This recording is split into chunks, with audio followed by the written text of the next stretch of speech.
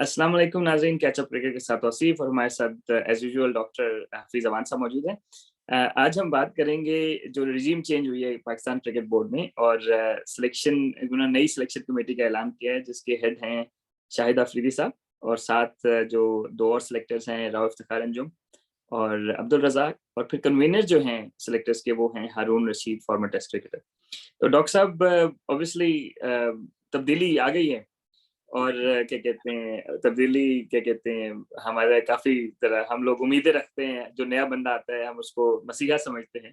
तो आप शाहिद अफरीदी की अपॉइंटमेंट के बारे में क्या कहते अच्छा, सबसे पहले तो इस कमेटी पे मैं ये कमेंट करना चाहूँ कि राव इफ्तिखार अंजुम आपको ज़ाती हैसियत में मुबारकबाद देना चाहूँगा, तौसीफ साहब आपको कि राव हैं? इफ्तिखार आपके दोस्त भी हैं राव साहब, और साथ उसके अलावा आपके क्लब मेट भी हैं।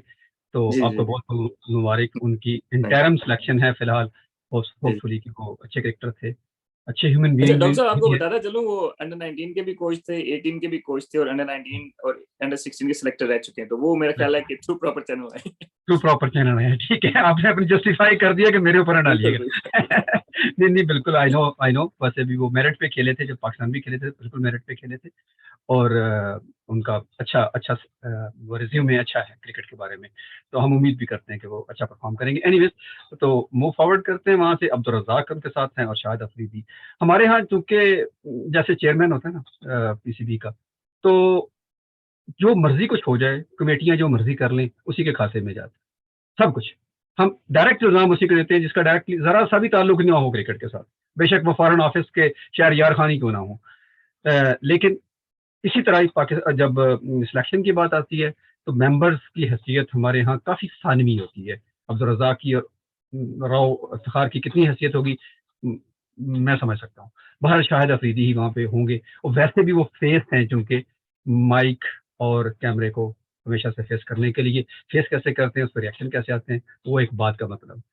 लेकिन यहाँ मेरा ख्याल है उनके लिए बहुत बड़ा चैलेंज है शाहिद अफरीदी का सिलेक्शन कमेटी का चेयरमैन होना। ये मेरे लिए ये कहना तो बहुत ही मुश्किल है कि वो दुरुस्त चॉइस है या नहीं है, ये तो वक्त साबित करेगा। लेकिन जो उनकी उस्ताद तबाह है, उससे मैं बड़ा ही एक ब्लंट सा फिक्रा बोल रहा हूँ, वो ये है कि मुझे नहीं लगता कि 1.5 से 2 महीने से ज़्यादा ये चल पाएंगे। अच्छा, अच्छा। अच्छा डॉक्टर साहब जो कन्वीनर हैं सिलेक्शन के वो हैं क्या कहते हैं हारून रशीद साहब इन एंड आउट पिछले 30 साल से 30 तो नहीं मिड 90 से तो मुझे पता है क्योंकि मैं एज ग्रुप जी क्रिकेट जी। खेल रहा था। अंडर 19 के कोच भी रहे और सिलेक्टर भी रहे और काफी इनमें मतलब ये कि तो कहने का मकसद ये है कि वो उन्होंने एक एक्सपीरियंस कन्वीनर रखा हुआ है साथ जो नए प्लेयर्स को जो है ना वो नए सेलेक्टर्स को थोड़ा सा ग्रूम करने के लिए। तो अच्छा डॉक्टर साहब अब एक और चीज़ है कि जो मेरी याददाश्त मतलब ये कि पिछले 30 साल में पाकिस्तान की टेस्ट 11 में 6 सिंध के प्लेयर कभी नहीं खेले। हालाँकि अच्छे प्लेयर्स आए हैं मतलब बासित अली, राशिद लतीफ़ एक टाइम में खेल रहे थे, सईद अनवर उनके साथ थे, ठीक है? और एक आध मतलब ये कि लेकिन 6 प्लेयर्स जो इस एक मैच में खेले हैं you know it's a different thing. I am not saying कि नहीं खेलने चाहिए या खेलने चाहिए, मैं वैसे कह रहा हूँ कि वो याददाश्त में नहीं। तो आपको लगता है कि ये जो अफरीदी फैक्टर है थोड़ा-सा कराची के प्लेयर्स के साथ हम जो कहते आए हैं ज़्यादती हो रही है, वो शायद नहीं होगी? जी बिल्कुल, एक एपिसोड तो हमारा कैचअप क्रिकेट का भी पड़ा हुआ है इस बात पर कि कराची के प्लेयर्स के साथ ज्यादती होती है। वो इस हुँ, बात का गवाह है कि हम तीनों कराची के नहीं हैं, और हम भी इस बात पर बात कर रहे थे। बाकी जहाँ तक इससे मैं 100% एग्री नहीं करता कि ये जो 6 क्रिकेटर इस वक्त खेल रहे हैं, मौजूदा से मुराद ये है कि जो न्यूजीलैंड और पाकिस्तान का टेस्ट इस वक्त हो रहा है, उसमें जो पहली इनिंग जारी है, उसमें 6 कराची से खेल रहे हैं, तो उसकी वजह शायद अफरीदी हरगिज नहीं है। उसमें एक वजह तो यकीनन तौसीफ भाई आप हैं, क्योंकि आपने मीर हमजा पे जितना जोर डाला है, मुझे लगता है कि वो आवाज़ किसी न किसी तक ज़रूर पहुँच गई है, कि अगर हमारे 20 एपिसोड है तो उसमें से 19 में ज़रूर मीर हमजा का ज़िक्र हुआ है। तो मेरा ख्याल है कि मीर हमजा के पीछे तो आपका हाथ है। बाकी बाकी रही बात कि जो सिलेक्शन तो जाती कमेटी करके गई थी बेसिकली, तो उसमें जो एडिशन की हैं, 3 एडिशन हैं। हुँ, जिस जो साजिद खान हैं एक, दूसरे हैं अपने नवाज़ यही जो धानी, शाहनवाज़ धानी, और तीसरे जो भी जिसकी हम बात मीर कर रहे हैं, हमज़ा मीर मीर हमज़ा। हमजा। तीनों तीनों में से 2 मतलब फिलहाल मीर हमजा ने मतलब एंट्री की है मैच के लिए। जहाँ तक साजिद खान का ताल्लुक है, तो ये याह्या हुसैनी ने अपने प्रोग्राम में उसने क्लियर किया था कि ये सिलेक्शन, ये कॉल जो थी, कम से कम सिलेक्शन फर्स्ट में तो नहीं थी, लेकिन ये कॉल जो है, ये सकलैन मुश्ताक ने दी थी। तो इसलिए ये क्रेडिट भी शाहिद अफरीदी से चला जाता है। हाँ, लेकिन देखिए डॉक्टर साहब, जब उन्होंने टीम अनाउंस की तो उस time Saqlain Mushtaq head coach थे और मोहम्मद वसीम सेलेक्टर थे, ठीक है। तो उसमें जो है वो, क्योंकि न्यूजीलैंड की जब टीम आ रही थी तो उन्होंने अनाउंस कर ली थी, तो हमें पता था कि उन्होंने कौन सी टीम खिलानी है, ठीक है। तो उनके 6 प्लेयर्स आज इस टेस्ट मैच में जो खेल रहे हैं, 11 में से 6 लेफ्ट हैंडर्स हैं। तो लॉजिक यही बनती है कि यार आपने 2 खब्बे डाल दिए हैं, ठीक है, और 2 लेग स्पिनर डाल दिए स्क्वाड में और एक भी ऑफ स्पिनर नहीं डाला। तो आई गेस कि अगर उस टाइम होता तो फिर सकलान मुश्ताक के पास ही था ना सारा सिस्टम, जी। वो कर सकते थे, सही है। तो उन्होंने उस टाइम क्यों नहीं किया? सेकेंडली ये कि आई थिंक इन्होंने जिसने भी कॉल की बिल्कुल राइट कॉल थी कि हमें ऑफ स्पिनर चाहिए था और खिलाया नहीं, वो और बात है, लेकिन हमें एक ऑफ स्पिनर चाहिए था। हो सकता है कि आगा सलमान से बॉल करा लें ज़्यादा। लेकिन अगर सकलान मुश्ताक की कॉल थी तो वो पहले होनी चाहिए थी, मेरा ख्याल है कि उनको क्रेडिट नहीं लेना चाहिए इस चीज़ का। जहाँ तक जी, जी, जी। सरफराज की बात है डॉक्टर साहब, कि सरफराज प्लेइंग 11 में आखिरकार आ ही गए, क्योंकि ये सवाल पहले टेस्ट मैच के बाद आना शुरू हो गया था कि रिजवान मुसलसल क्रिकेट खेल रहे हैं, उनको ब्रेक दें, ये करें, वो करें। लेकिन क्योंकि वो हमारे वाइस कैप्टन थे और हमारे जो सिलेक्टर थे, वो जो चीफ सिलेक्टर थे, ही वाज क्वाइट कि जो है ना, वो हम कंसिस्टेंसी रखना चाह रहे हैं और हम इत्तेहाद रखना चाह रहे हैं प्लेयर्स में। वो पता नहीं क्यों रखना चाह रहे थे इत्तेहाद, उन्होंने कोई जंग पे तो नहीं जाना, क्रिकेट खेल रहे हैं, पाकिस्तान के लिए खेल रहे हैं। तो डॉक्टर साहब, अब जो सरफराज की एंट्री हुई है और जिस तरह हुई है, क्योंकि पिछले वीक जब अफरीदी सिलेक्टर नहीं थे, उन्होंने बड़े क्लियर अल्फाज में कहा था कि रिजवान को रेस्ट करा के इसको खिलाना चाहिए, सरफराज को, स्पेशली इन विकेट्स पे। तो आपको लगता है कि इसमें अफरीदी का हाथ है, ये होना ही होना था 3-0 के बाद? सर 3-0 के बाद फिर बात, हम हर कोई अपनी तारीफ करता है तो हम क्यों ना करें। हमारा भी 6 दिन का पहले का एपिसोड अगर उठा के देख लें तो उसके आखिरी अल्फाज यही हैं, मीर हमजा और सरफराज। और जब सरफराज की बात आपने या मंशा भाई ने मेरे से क्वेश्चन किया था कि सरफराज को रेस्ट देने की, सॉरी, रिजवान को रेस्ट देने की जरूरत है कीपिंग से, तो मेरा पॉइंट ऑफ व्यू ये था कि कीपिंग से नहीं, उसको मुकम्मल रेस्ट की जरूरत है। और फिर बिल्कुल। दूसरा, हम तीनों का एक मुश्तरका मौक़िफ़ था कि सरफराज टेस्ट को बेहतर समझते हैं रिजवान से, उनका बिल्कुल। एक्सपीरियंस भी है और फिर वो बॉलिंग को बेहतर यूज करना जानते हैं। रिजवान अभी टेस्ट क्रिकेट में उतने माहिर नहीं है, या बिल्कुल। उनकी शायद वो डोमेन ही ना हो। T20 में बिल्कुल। ही इज गुड, वनडे में भी शायद अच्छे होंगे, लेकिन यहाँ नहीं है। सरफराज उससे कहीं बेहतर है और कल उन्होंने अपनी बैटिंग से साबित भी कर दिया। तो मेरा जहां तक ख्याल है कि ये रिजीम चेंज होती या ना होती, ये मैच सरफराज ने ही खेलना था, रिजवान ने ब्रेक ही लेनी थी, ये बनती थी। हाँ, क्रेडिट ले रही है अगर कमेटी तो उसकी मर्जी। अच्छा, मेरा जो ये है कि अगर पुरानी हुकूमत होती ना तो मोस्ट लाइकली होता, क्योंकि उन्होंने बाबर को ही पावर्स दी हुई थी सारी मेरे हिसाब में। जो देखिए डॉक्टर साहब, अगर आप सारे जो है ना उनको चीज़ों को जोड़े ना, पजल को, तो आपको ऐसा ही लगता है कि Babar was basically running the show. अगर सकलैन मुश्ताक ने कहा था तो वो फिर ऑफ स्पिनर उस टाइम डाल सकते थे ना, उन्होंने नहीं डाला। तो मेरा ये ज़ाती फीलिंग ये है कि शायद रिजवान को बाबर ड्रॉप ना करता और उसको एज अ बैट्समैन खिला देता, और इसको जो है वो 7वें नंबर पे एज अ कीपर बैट्समैन खिला लेता है, क्या कहते हैं, सरफराज को। तो शायद मेरा ख्याल है कि अगर बाबर की मर्जी होती तो शायद वो रिजवान को ड्रॉप ना करता, for various reasons, they have good gelling and all that stuff. तो डॉक्टर साहब, एक और सवाल है, जिस तरह आपने कहा कि जो चीफ होता है सिलेक्शन कमेटी का, वही होता है, बाकी तो हमें नजर नहीं आते। इस दफा उन्होंने 2 नाम अनाउंस कर दिए साथ में, राव भाई और क्या कहते हैं। अच्छा, अब ये है कि डॉक्टर साहब, जैसे राव भाई जो है वो अंडर 16, अंडर 19 और 18 के साथ रहे हैं पिछले 3 साल, तो he knows the players better, right. Abdul Razzaq PTV के कोच थे, प्लेयर कोच थे, मैं 3-4 साल पहले, उसके बाद रीजन के भी कोच रहे। He understands them better. तो आपको लगता है कि इनकी अफरीदी इनकी बात सुनेंगे, क्योंकि दोनों जो प्लेयर्स हैं वो डोमेस्टिक क्रिकेट में एक्टिवली इन्वॉल्व रहे हैं, और सारे जो हाई परफॉर्मेंस क्रिकेटर्स हैं जो पाकिस्तान के करीब करीब है, उनको ये फर्स्ट हैंड जानते हैं?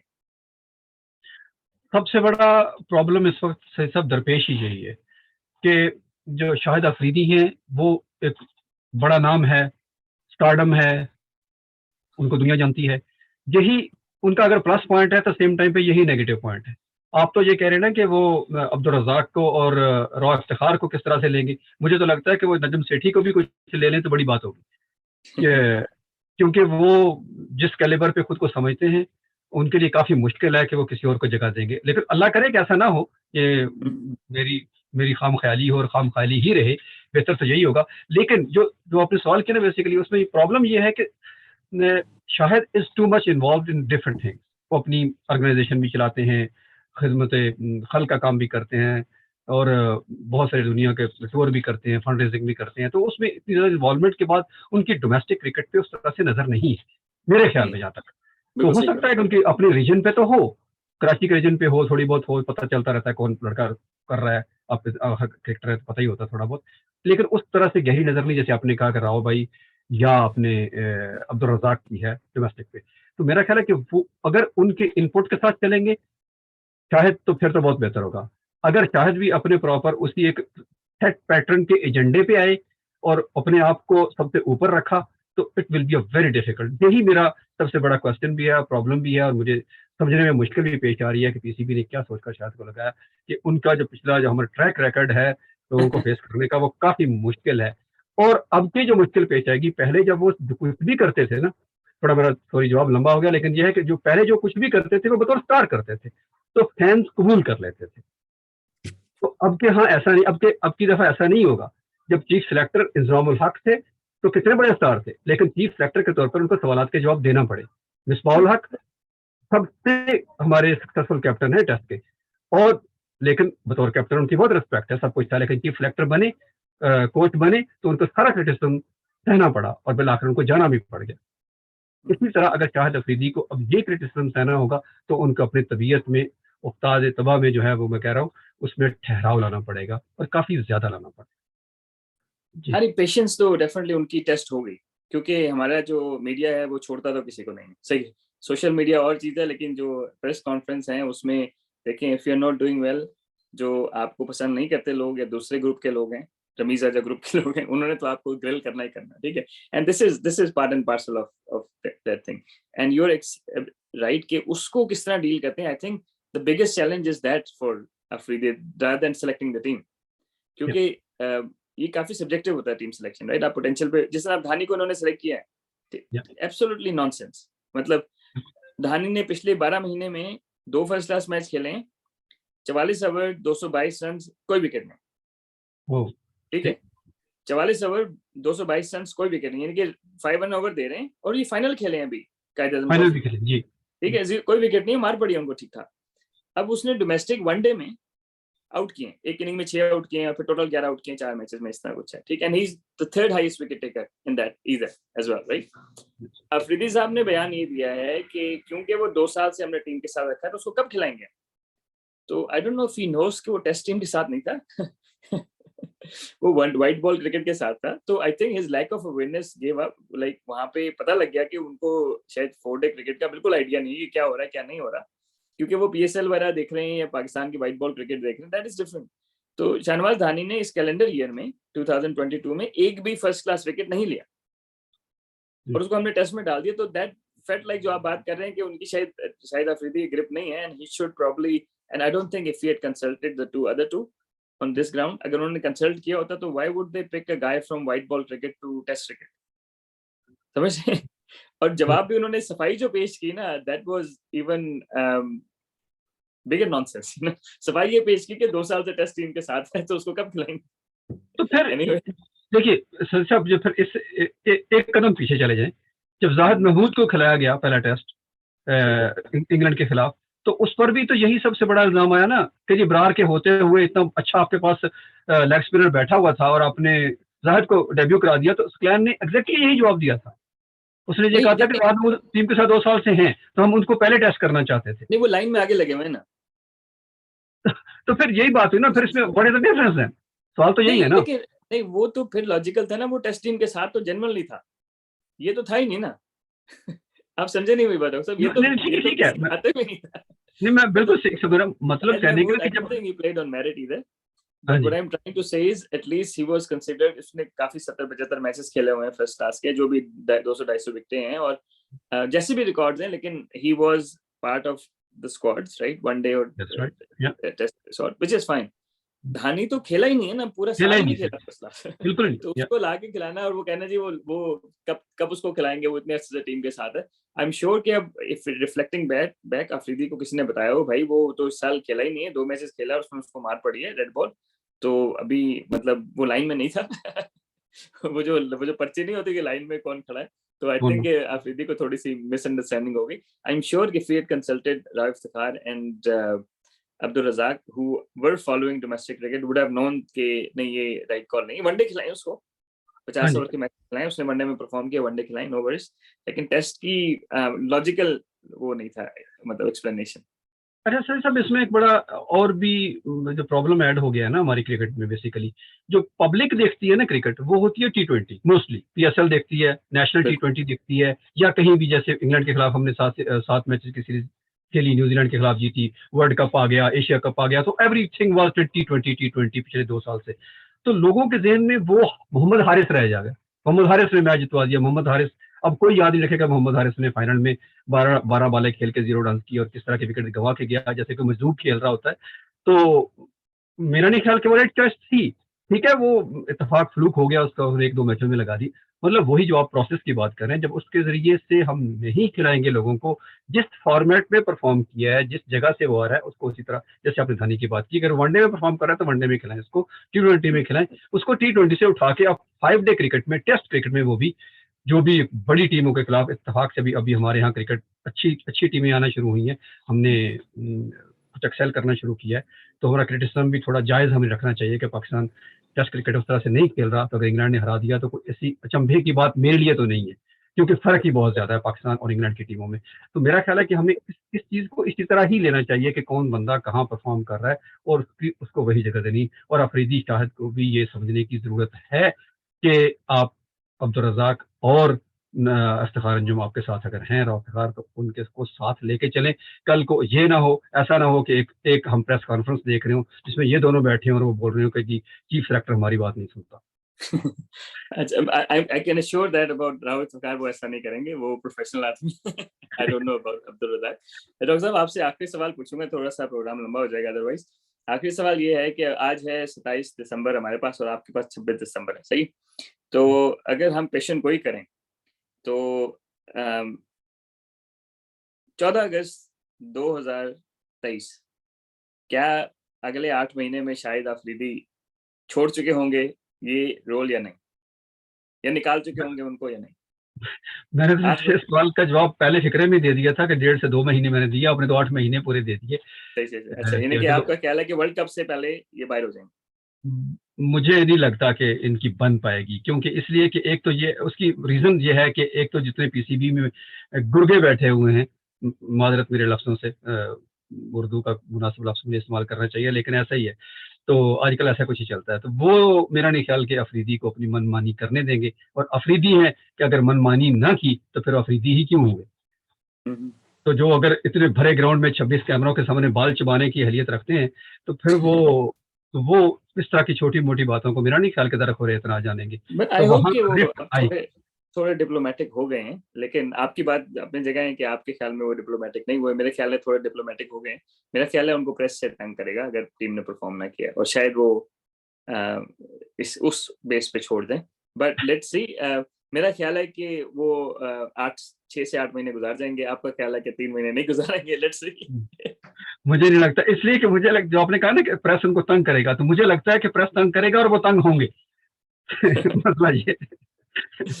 चलें इस डॉक्टर साहब, उम्मीद करते हैं कि पाकिस्तान के लिए अच्छा हो, अफरीदी रहें या ना रहें ये बात की बात है, लेकिन उम्मीद करते हैं कि पाकिस्तान टीम को जो है ना, ये जो इनकंसिस्टेंसी है सेलेक्टर्स एंड बोर्ड, उससे फर्क ना पड़े। तो नाज़रीन, अपना ख्याल रखिएगा, इंशाल्लाह हम अगली एपिसोड के साथ जल्दी हाजिर होते हैं। तो डॉक्टर साहब, कुछ ऐड करना चाहेंगे आखिर में? सिर्फ चेंज पे मैं क्विक क्विक कमेंट कर दूं कि अब मुझे बाबर की मैं प्रेस कॉन्फ्रेंस में देख रहा था, तो बाबर से मतलब थोड़ा सा साथियों को भी, जर्नलिस्ट को ये बात समझने की जरूरत है कि कैप्टन ऑलरेडी प्रेशर में है, वो अपनी परफॉर्मेंस अभी तो शुक्र अल्लाह का उसने 100 कर दिया, लेकिन एक खास किस्म के प्रेशर से गुजर रहे हैं। हर बंदा कह रहा है कैप्टनसी से चेंज कर दो, ये कर दो, वो कर दो, सारा कुछ कर भी वही रहा है और क्रिटिसिज्म भी वही सह रहा है। तो कैप्टनसी से इसको हरगिज़ चेंज नहीं करना चाहिए, उसको रखना चाहिए। बाकी ये कि उसकी इंप्रूवमेंट के चांसेस बहुत ज़्यादा हैं, और इस तरह के सवालात कि रिजीम चेंज होगी, आप पे क्या असर पड़ेगा, ये सवालात बाबर के मुतालिक नहीं है। उसका काम है क्रिकेट खेलना।